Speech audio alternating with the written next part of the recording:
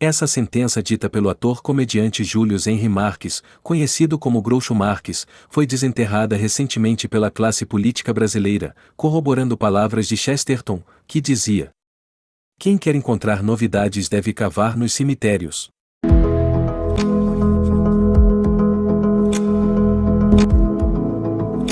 Você vai acreditar em mim, ou nos seus próprios olhos?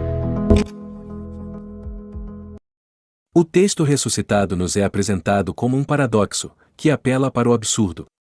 Como imaginar que uma pessoa possa acatar uma narrativa, em detrimento da realidade que está claramente exposta aos seus olhos? Mesmo aqueles políticos que nunca haviam ouvido, fizeram e ainda fazem na clandestinidade uso e abuso deste artifício.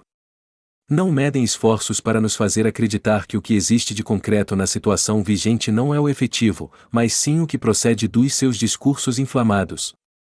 É bem verdade que isso só pode ser levado a cabo, se houver por trás uma imprensa tendenciosa que a ratifique. Quando os meios de comunicação de massa se juntam à classe dominante para nos fazer acreditar em algo que as nossas experiências negam, não poucos de nós tendem a abdicar das clarividências mais óbvias. Tudo isso parece muito mal e por que não dizer diabólico?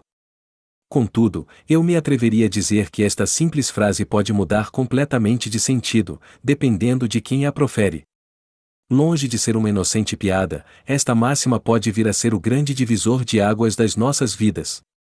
Refiro-me explicitamente ao que Jesus disse para determinadas pessoas ao longo do seu ministério terreno.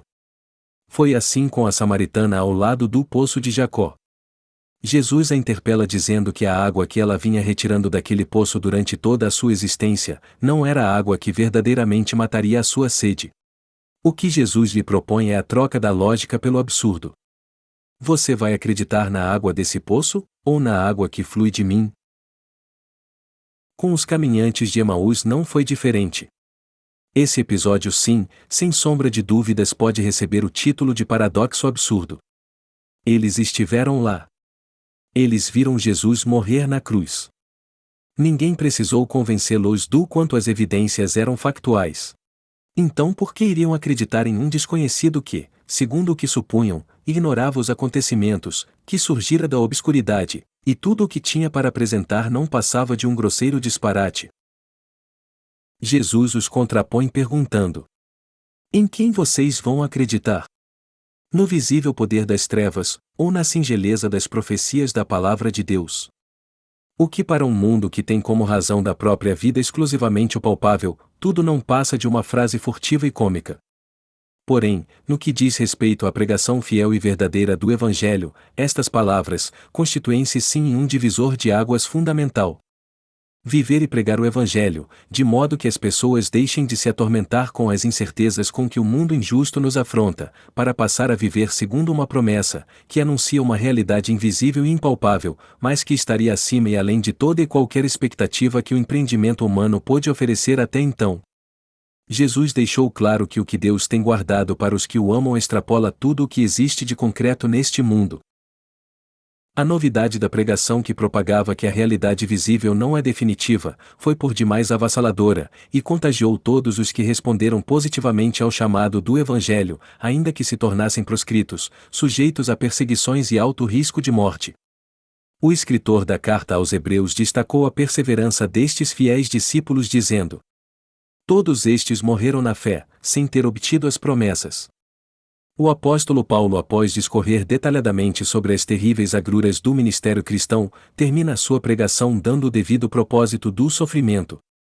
Porque a nossa leve e momentânea tribulação produz para nós o eterno peso de glória, acima de toda comparação, não atentando nós nas coisas que se veem, mas nas que se não veem, porque as que se veem são temporais, e as que se não veem são eternas. Segundo o mesmo Espírito, a carta aos Hebreus apresenta a mais contundente definição do que significa a palavra fé, em todas as Escrituras. Ora, a fé é o firme fundamento das coisas que se esperam, e a prova das coisas que se não veem. A viúva pobre abriu mão dos seus últimos recursos não levando em conta um futuro que lhe era visivelmente desfavorável.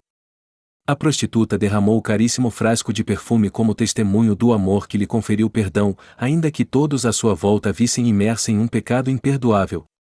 Pedro, totalmente tomado pela frustração, lançou suas redes por mais que impugnasse tudo o que havia aprendido e experimentado sobre pesca no mar da Galileia.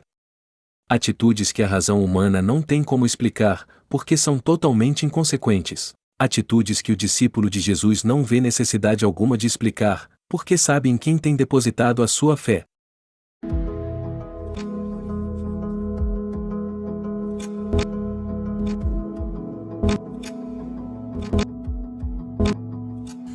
Você tem interesse em temas bíblicos polêmicos? Então este é o seu canal. Explore-o mais a fundo. Temos vídeos que podem surpreendê-lo. Agora, se esta mensagem foi uma bênção para você, curta, comente, inscreva-se e compartilhe.